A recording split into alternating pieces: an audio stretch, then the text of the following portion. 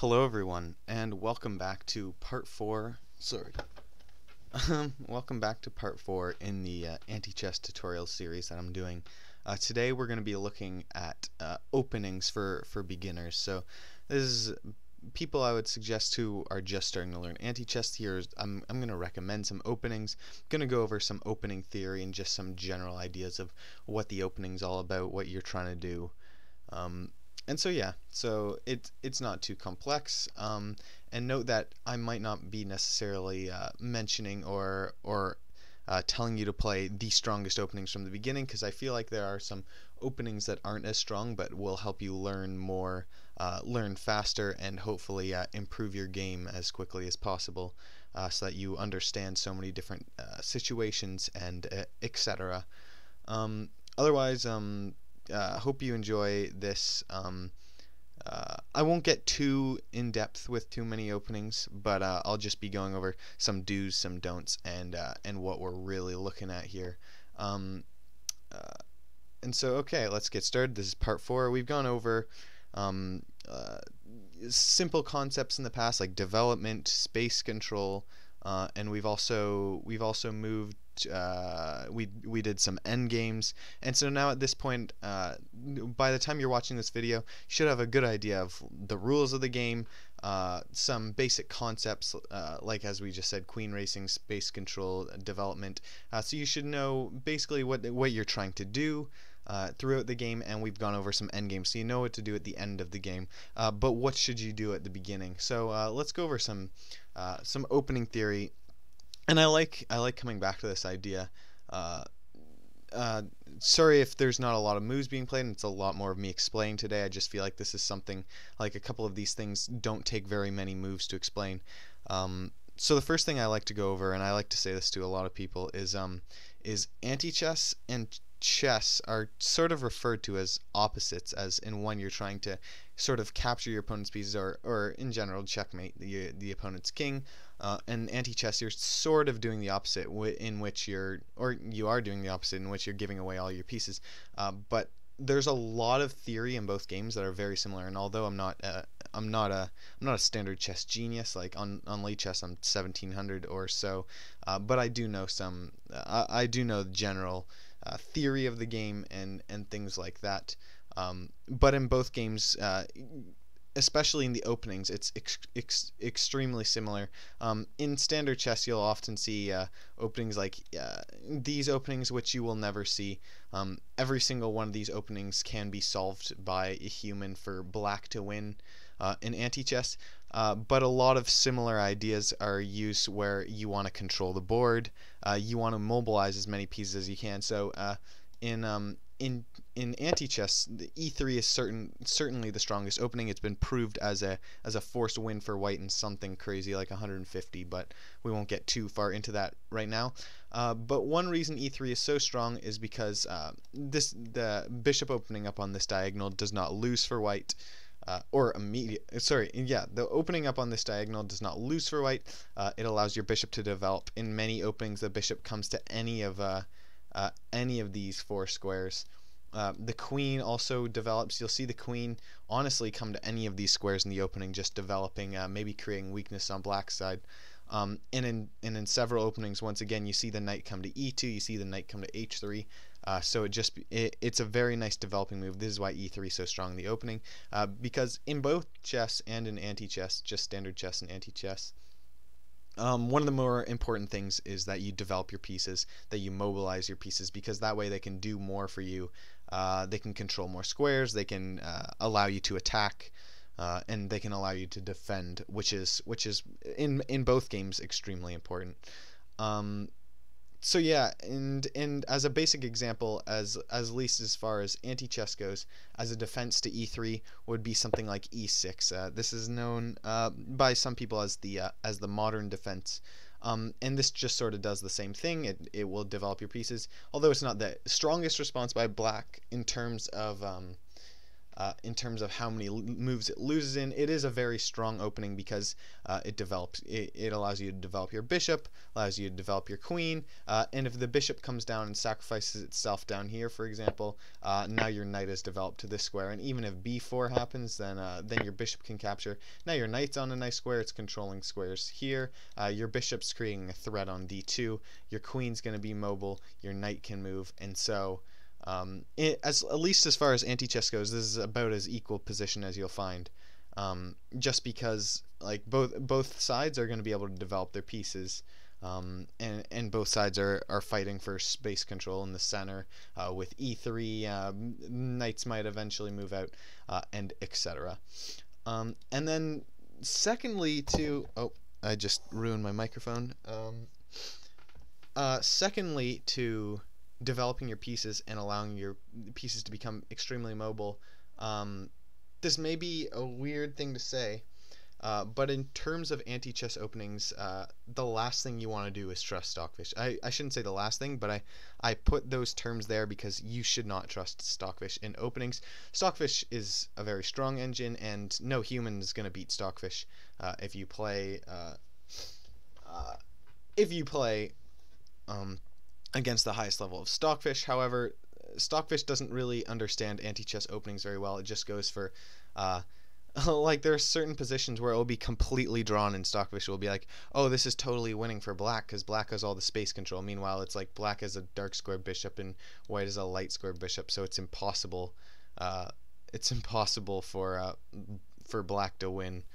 But it will still say black is better. So Stockfish definitely has some flaws, and especially in terms of the opening, Stockfish, because it can't analyze super deep, it just doesn't understand the openings very well. So I wouldn't go to Stockfish to start thinking about like, oh, what openings should I look at, what variations should I look at. Stockfish is incredibly strong in the mid game. However, in opening positions, it doesn't really understand certain things. Let's take a look at an example here. So Stockfish does recommend e3 at first, which is the strongest move for white. However, after this, Stockfish's moves in recommendation, I'm pretty sure in order, are something like e6, c5, b5, g5, b6, and nh6. Those three all sort of in the similar order. Whereas when Mark Watkins solved anti-chess, he found that the best move for black to delay mate the longest is actually b6. And after you play b6, if you turn Stockfish on here, Stockfish gives +6 for white. So yeah, +6 meaning relating to white. If you don't know that system, it's basically like how many pawns, which side is up. If it's positive, then white is up that many, and if it is negative, then black's up that many. So it gives white a rating of +6 in this position, whereas other strong openings that this defense, b6, the Liardet defense, is actually better than. It gives them a rating of anywhere between +1 and +3, and it gives this a rating of +6, saying it's way better for white when it's the strongest response, in fact. And in addition to this, Stockfish says that the strongest response to the Liardet defense for white with +6 is bishop a6, which was actually proven as an unclear position by several different people. And the move that actually, the only winning move for sure that we know of in this game is a4, which Stockfish once again reevaluates and says this is slightly better for black now, even though once again it is winning for white. So if we play a couple more moves after, and these are all the strongest moves recommended by Mark Watkins. This is the strongest opening in anti-chess for either side if both sides plays the correct moves. But Stockfish goes off the start by saying it's way better for white, then says it's better for black, and now is extremely confused. So anyways, it's important to look at other resources, which I will talk to you about later. But one thing I would suggest is in openings, do not follow Stockfish, or at least this point in time. Who knows, maybe in a year Stockfish is going to be incredibly strong, but as for now, I would suggest not. So now I'm going to be looking over some openings for beginners, and this may look a little bit crazy. But if you're a new player, I suggest maybe screenshotting this. I just sort of highlighted what in my opinion, the green moves are the good moves. or the not bad moves. The blue moves are like, okay, like they're definitely playable. And the red moves are moves that are complete, like that can be solved by a human, even if tough. A human can solve them for a win for sure. Um, and so if you want to take a look at this, if I were to give an order, I'd say e3, c4, and h3 are probably the three strongest, followed by g3, a4, b3, g3 being over here, a4 being over here, and b3 and a3 being over here. And the blue moves, of course, are not terrible. They're playable. Like, as we saw, there's this one famed player named Towns Paycheck who played f4 to 2300, which is incredible. And I have f4 as blue because f4 is not a very strong opening. In the main line variation, you lose your king immediately off the start and don't get very much compensation. But I'm putting them in blue because they are playable. However, very difficult to be playable. You've got to be a very strong player to have any chance at playing these at any level. So I definitely recommend e3, but we'll go over this in the future. I also think it's important to look at certain losing openings in case your opponents play them. So we're going to be going over a couple of losing openings. The first of which, I would say the three openings that can be solved by anyone, like openings like knight c3 and knight f3 for white, black can solve by a human. It's not terribly difficult. I think that if I hardcore studied one of these openings for a week or two, and I just put all my time and effort, no school, no nothing, I think I could solve knight f3 and knight c3 for white after looking over several variations. But there are three, in my opinion, that anyone can solve with just like a day. Are e4, d3, and d4. And although these grab space in the center, the problem is you overextend yourself with e4 or d4 too much. And the problem with d3, as we'll go over, is because of a very specific line where white's bishop just gets and ends up getting stuck down here. But we'll go over that in the future. We'll start by looking at e4 first. And this is also refuted by a very interesting intermediate move, which is what we call a move where it's sort of like you allow yourself to take one of your opponent's pieces so that your opponent takes two pieces. So now looking at that, if we take this piece right here, while black takes these two pieces, our queen can come down and capture, and then the bishop is completely stuck down here, and we'll be winning the game. So looking at that, if you think you can find a move that captures this pawn, sadly it's not this one if that's what you saw. The correct move is knight f6, and this is the reason this wins for black. Obviously the other one, your bishop ends up rather coming down here and getting stuck, or it allows white to escape so white can recapture the queen and now can provide threats against black. So here knight takes on e4. Both of these moves lose. However, this one's a lot easier to solve for black, because after bishop takes here, there's a very important move of queen takes d2. If you take here, there could be problems, and if you take here, there are also possible threats as white still has one more capture. But after the queen captures down here, if we have bishop takes on f7, another important move here is queen takes on c1. The mistake I see most people make is taking here, but now the king can recapture, and your knight is going to have to capture this rook, and now it is actually white who is winning. So if we go back, the important thing here is to capture on c1, so that after the queen recaptures, now you capture on f2, and the king will have to recapture. And now there's several ways for white to win. For black to win. I generally play this, just because it lines up your pieces very nicely. So I would generally go for e5 here. You can give up the bishop now. Again, there's so many different ways that this can be played. I'm just going over one of the simpler ones, like this, and then after there we go. And there are several different ways to finish the game, as I mentioned. That's just one example. Moving on, we're going to take a look at d4 now.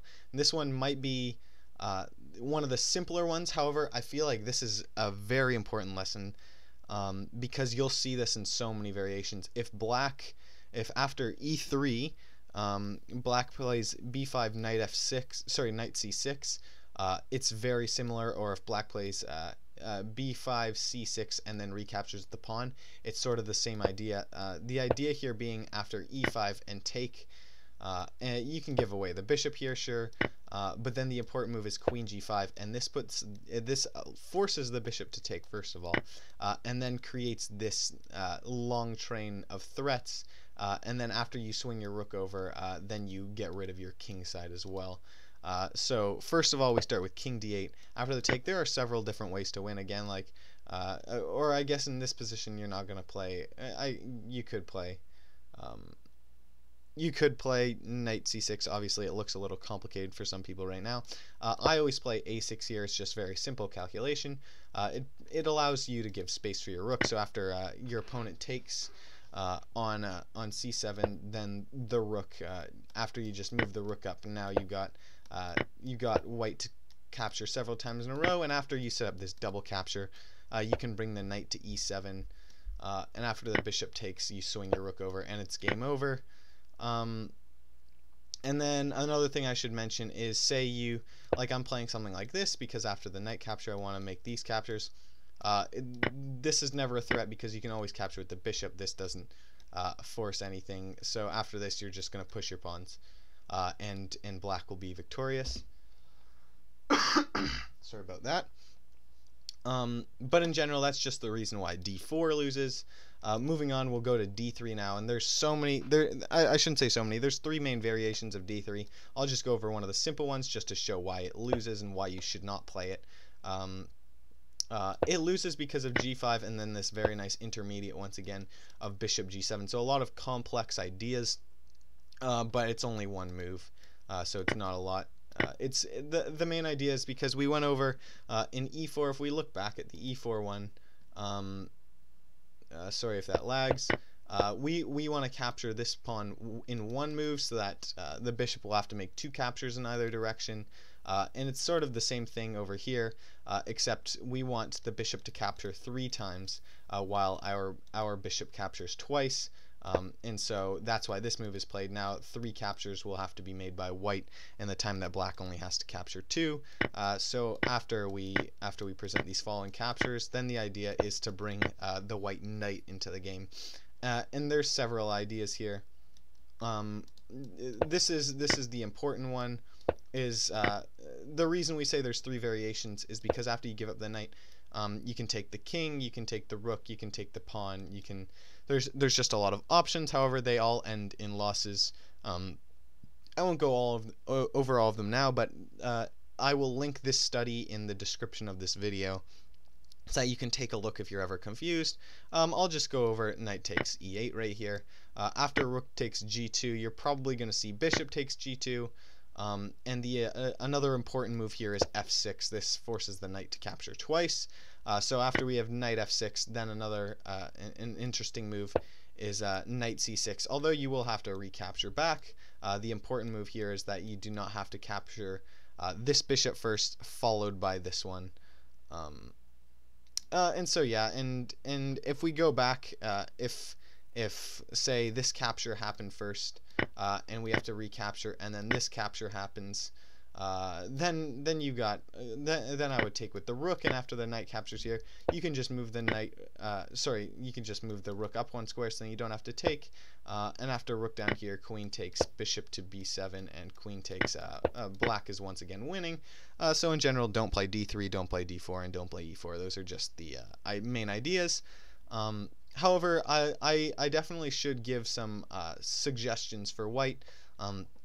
In my opinion, e3 is certainly the strongest move in the opening for white. It allows you to develop pieces. You see, if I take a look at the table base right here, you can't see it, but out of all the games in the table base, sorry about that.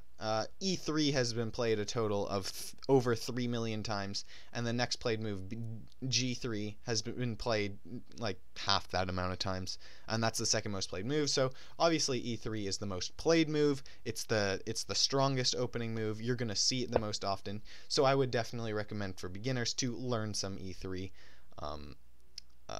and honestly, I feel like, in my opinion, black, between the 1500 and 1800 level, I would say, maybe even 2000 level, black has an advantage, in my opinion, because black has so many different variations they can play, and most people who play white between 1500 and 2000 don't know a strong response to every single black opening, because black has so many options here. It has b5 has several ideas, c5 does, e6 does, g5 does. Like, you've just got so many different options. However, I think playing e3 is also a good idea because it allows you to learn all of these different variations. A lot of different ideas come from them. You'll play a lot of different middle games and a lot of unique end games and stuff like that. So I definitely recommend E3.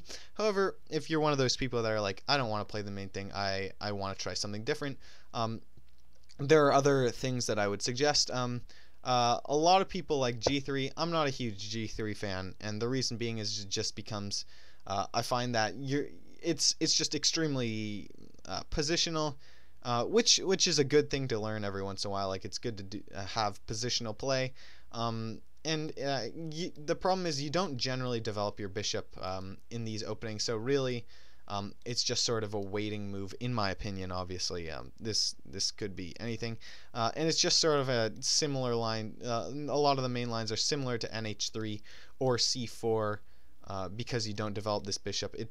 Again, it's more or less like a waiting move, and so instead of g3, I would recommend c4. The great thing about c4 is it develops your queen. There's often a lot of queen race lines here, and once again, you're going to learn a bunch of different variations. Some people play c6. A lot of people play different variations of b5 once again. You might even see e6 or g6 or nh6. So there's just a lot of variations that you can learn from it. It also develops your queen. Your knight can now come here eventually. You can even play a4, develop your entire queenside. So it's just a really aggressive move off the start. And if you like playing aggressive and you want your queen to get into the action and take a lot of pieces, this is certainly the way to go. And then continuing on with that, nh3 I also think is a solid option. You'll see e6, d6. You'll probably see g5 the most, however, and just a lot of these lines, it's about it is again very positional. However, as I said, it's very positional. However, there are some main lines that you will learn from it and some important lessons from it. Mainly learning how to play with your queen side, because after g5 and knight takes, you'll often have more of your queen side pieces. After you take this pawn down here, you're going to lose much of your king side. So each of these openings does teach very valuable lessons. In other words, b3 I actually really like as an opening. However, it's I find that it's just very similar to playing black, because most often you're going to see e6 as a response, or you might even see c5 as a response, which just makes it look like you're playing black in a position. So b3 is, again, I find it as an okay opening move, but to beginners who are looking to learn more variations, who are looking to learn anti-chess quickly and go over a bunch of different things, I would definitely recommend e3 first. And for those of you who don't want to like follow what everyone else is doing, c4 and nh3 are sort of other options, and I would definitely recommend c4. Anyways, moving on, we're going to be moving on to some black responses to e3. And there are several different responses. So after white plays e3, again, you can screenshot the board for what the best responses are, in my opinion, of course. For black, with, in my opinion, c5, b5, b6, and e6 are all extremely strong, and knight c3, which is the Balkan, and g5 being the wild boar, are both semi-strong. Like, definitely I wouldn't put them in the blue openings, but they might not be as strong as these other openings, whereas other of these openings in blue are very tough to play, and the openings in red are definitely solvable. By humans to win as white. But anyways, For most beginners, I recommend playing b5, and this is certainly the most played move on Lichess. If I open up the table base, b5 has been played 2.5 million times on Lichess, and the next played move, e6, is only played 250,000 times. So b5 is played 10 times more than any other opening on Lichess, but that's not the reason I recommend it. The reason I recommend it is because there are so many lines that you'll see out of it. There's a lot of good lessons to be learned out of it, like developing pieces. And it's also the thing you'll see most often playing white, so it's good to understand a lot of different black lines, which is sort of what I fell into. I fell into, and although it's one of the lines I recommend, being e6 and then recapturing with the bishop, when I was first learning, I exclusively played that line, which I think isn't a great idea. I think it's important to learn several different lines, which is actually why I recommend b5, is because there are so many different lines. There's lots to learn, and just it will give you a better understanding of the game if you practice different lines.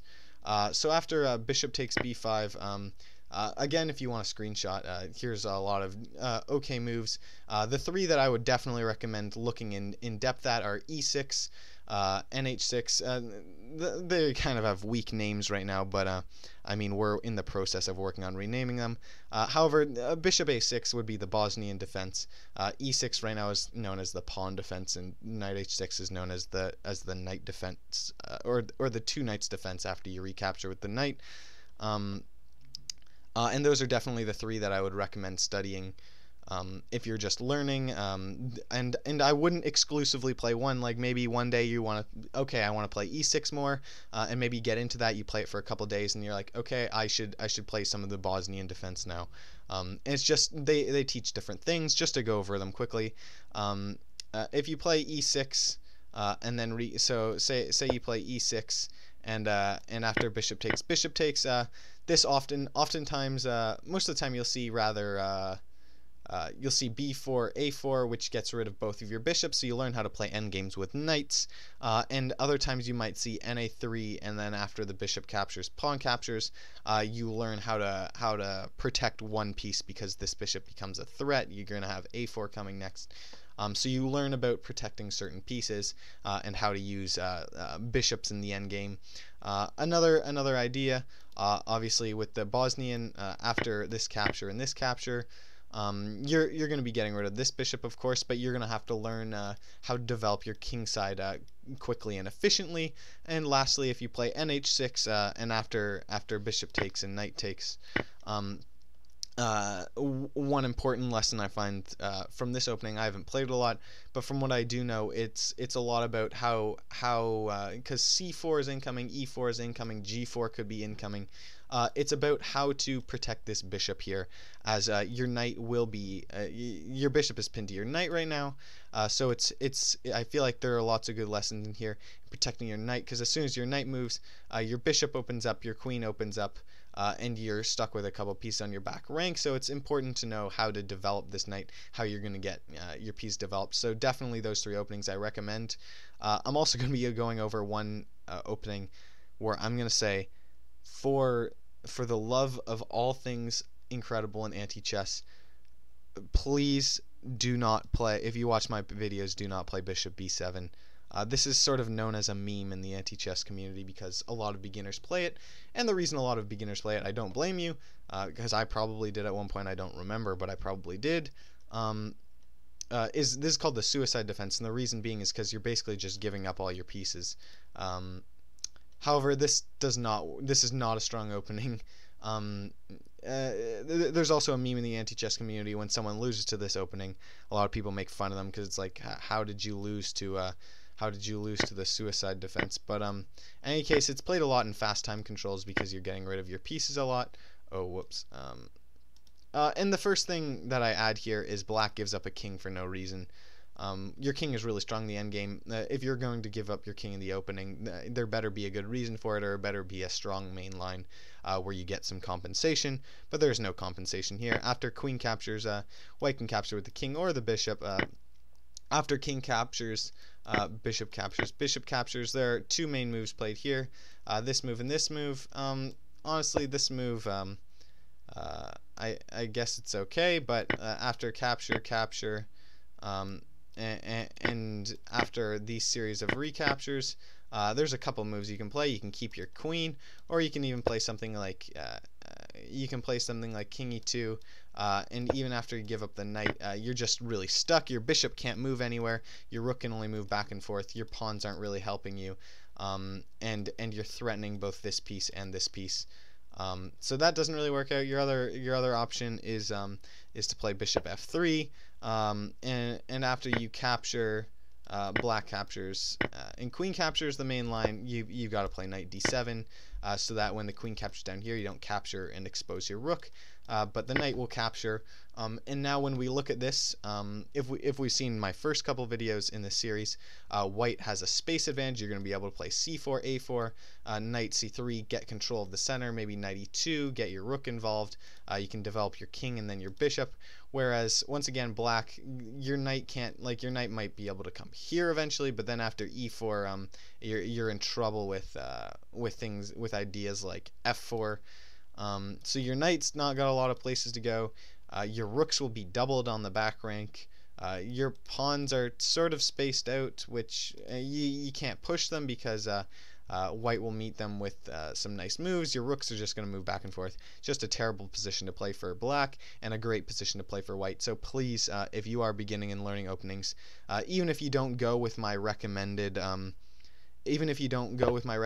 b5 and after b5 bishop a6, e6, or nh6, please do not play bishop b7. It will not teach you very much, and you won't learn from it a lot. You might gain rating and fast time control and get up to 2000 or something like that.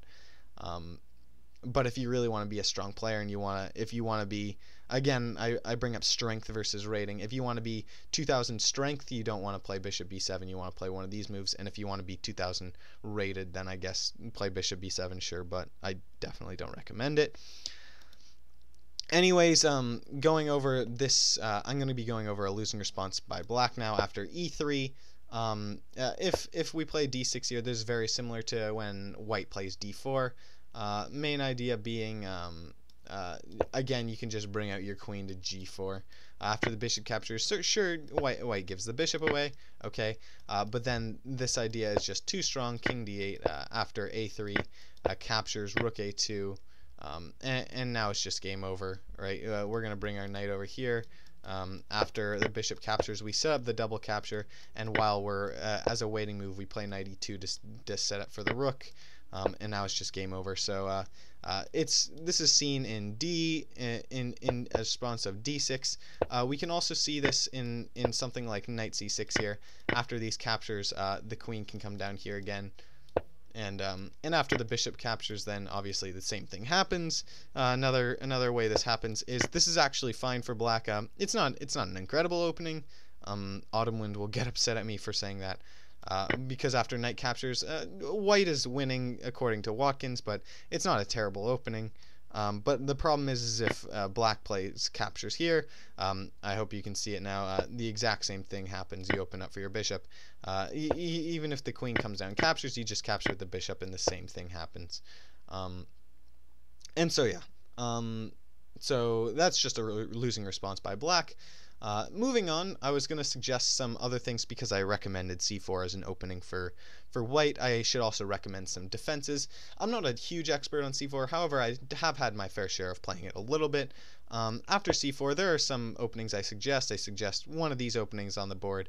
The idea with c5 is just sort of matching it. Maybe you can gain some control on the queen side, because after c4, what most people do is they play something like this, advance their pawn, and then maybe you can even play something like a5. You gain space over here, and after something like this, you can even capture with the knight sometimes. And now your knight's developed, your pawns are advanced, your rook is free, your queen's got space. And so that's the idea sort of with c5. With c6, it's just more positional stuff. White can play g3, g6, and now both of your queens are developed. You can develop your knight eventually, and it's just sort of about getting space in certain ways. Maybe you play b5, and after take, you can advance your pawn, and then make space here. But that's just sort of the main idea of c6. Another one is b5. Oh shoot, not d5. We'll go over that. b5, again, you've got two options here. This is just opening up for the bishop, which I've started playing more as of recently. Reason being is because it does feel a lot like you're playing e3. And another very popular at the top level line is d6. Mainly being you open up your bishop. This definitely feels somewhat like a one line. You're threatening this obviously, so white should give up the pawn or play queen c2 so you can capture there. But now after a position like this, black can develop obviously an undeveloped king side, but white's also completely undeveloped. So it's just more about the fact that you've gained some space with your pawns. So those are some, and I forgot to go over nh6 a little bit, just very shortly, because white will likely push the pawn here, and after something like knight g4 and c6, it's just about fact that okay, maybe well, you can learn what to capture with here. You're gonna have to learn how to develop your bishop with one of these moves. Your knight, you're gonna provide some problems for black on the king side. However, white will come back with an attack, so it's all about learning how to repel an attack like that. And again, these are just certain variations. There are some other variations. Maybe after c5 you like a different move. Maybe you find some novelty like a5. I don't know if that works, but just an idea being that. But yeah, those are the main things I recommend. And my bishop b7 move for black that I say do not play is d5. I see this far too often, and it's not a very strong line. And whenever I played this as white, I just basically feel like, oh, okay, it's all good for me now.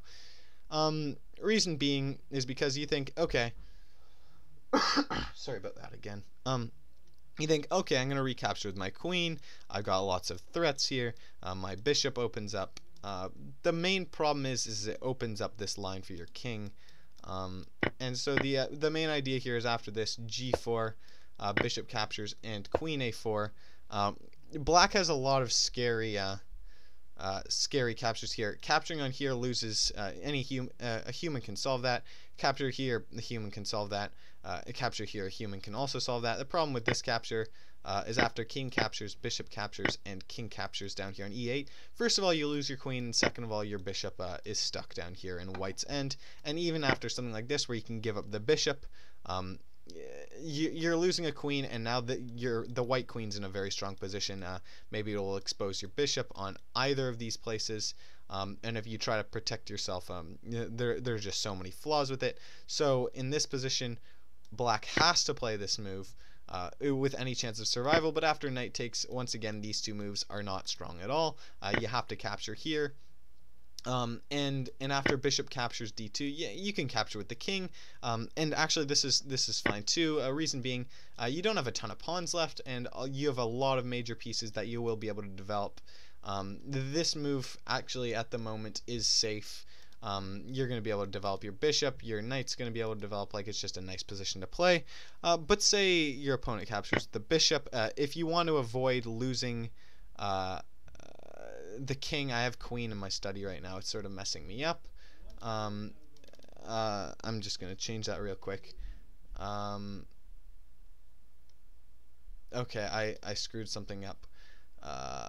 However, if black wants to avoid losing the king, like something like this, where you don't want to capture the king, after king d8, bishop captures, you're going to recapture with the king, obviously recapturing with the knight. You're going to get this threat, and after the knight has to move, the bishop is opened up for. Basically what just happens here is black ends up in a position where after this rook capture happens, so say white develops, like we would expect. Now you're going to have a lot of trouble. As soon as this f pawn comes down, it's going to threaten this king to move, threaten this knight to move, the bishop's going to be opened up. Your king side is extremely cramped down, whereas white maybe has a weak bishop here, but after you get rid of that weak bishop, your king is super free. You don't have very many pawns, and you have a ton of major pieces that are already developed. And so please don't play this opening for black. It doesn't. You'll see the same variation over and over and over and over again, and at that it's not very strong. You're not developing pieces, and you're just sort of staying in a corner. but okay. If you want to play d5, then sure. But I definitely recommend one of these opening moves. And okay, so some final suggestions for black here. Against e3, I definitely recommend for beginners b5. Of course, later in this series, I'll be going over different moves. I'll definitely be going over b6. I'll be going over c5. We'll go over some e6 games. And who knows, maybe if we get into future games, maybe we can go over some future videos, like more advanced videos. Maybe we can go over some knight c6 and some g5. But I definitely recommend b5, and after b5, bishop a6, e6, or nh6. I'd suggest looking at all three of those. And against c4, c4, I would definitely recommend once again b5 followed by e6 or d6. I recommend b5 here, nh6 here, c5, c6. And other than that, just some simple takeaways. First one being try new things. You don't have to, of course, you don't have to listen to what I'm saying here. But I recommend lots of openings, and I recommend trying them all to see. Find one that sort of complements your playing style. Find one that you're comfortable playing in. And etc. Of course, you want to. It's not about the strongest opening that you play, but it's about the opening that you play the strongest. Quote by me, 2021. Continuing on though, there are certainly some opening encyclopedias. For example, Azoha has a very large opening encyclopedia on Lichess. If you find Azoha on Lichess. On a little promotion for Arimacot here. Arimacot has a website which I will link in the description, where there's a lot of named openings where you can look at, and these include most of the stronger openings.